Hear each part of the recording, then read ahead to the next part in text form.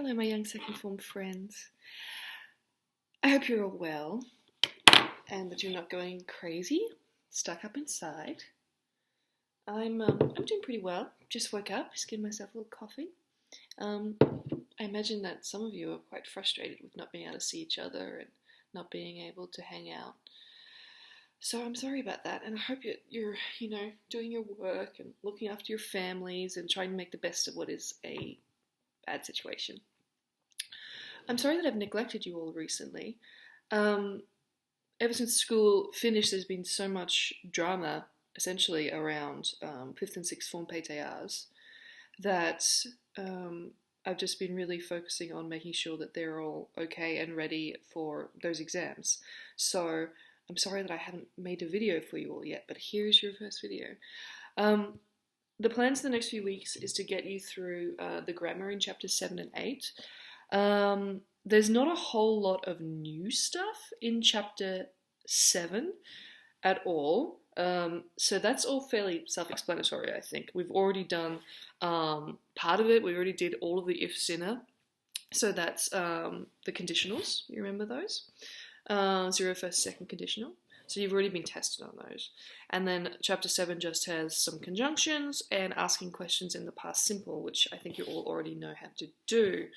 So chapter 7's pretty simple. Chapter 8 reviews all the tenses, which can never hurt because that's been a big focus of the year, is making sure you know all the different times in English.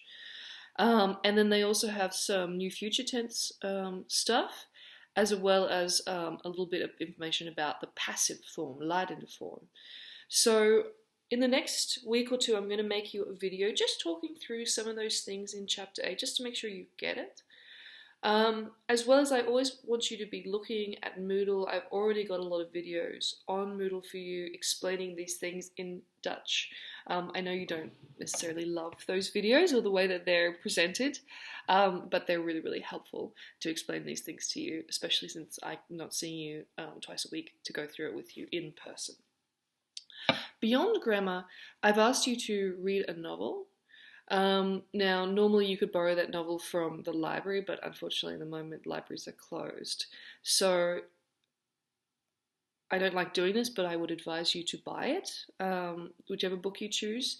If you can't buy it for whatever reason, there are a lot of PDF online ebook versions.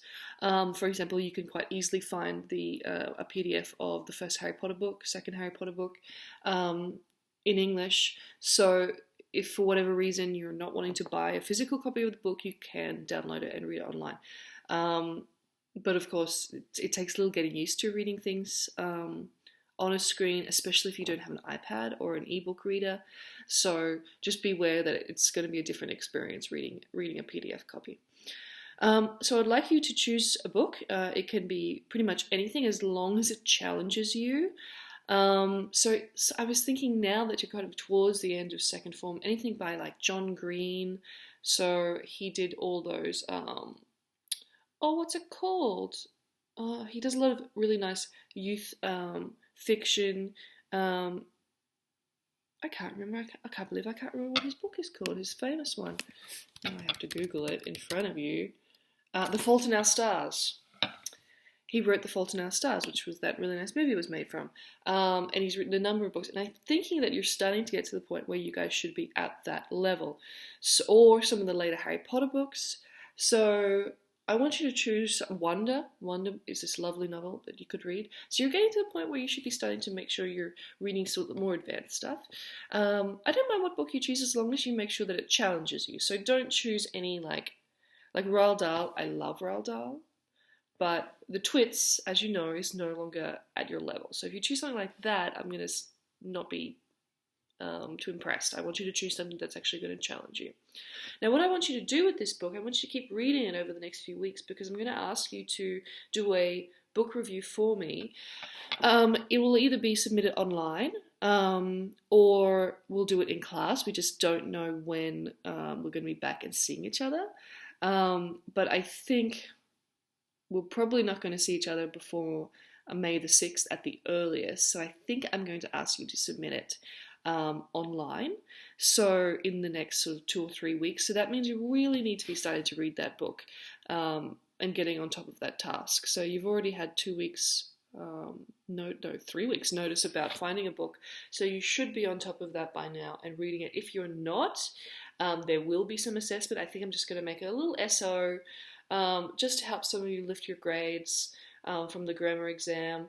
So that little project is something that I want you to be thinking about working on. So to recap, in the next few weeks I'm going to make a video for you just talking about future tense and the passive tense in chapter 8, so you get a little bit of extra information about how that works.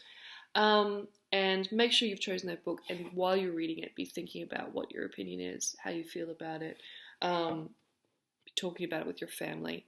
Maybe you could get your parents to read it with you, just make sure you're keeping up with your work, looking after your family, connecting with them, trying to be good sons and daughters, and looking after each other in this difficult time. Apologies again for the fact that I have been a bit absent lately, but I'm back and I'm going to be making some things for you in the next few weeks. Email me if you have any questions. I miss you guys, and I hope you're okay, and talk soon.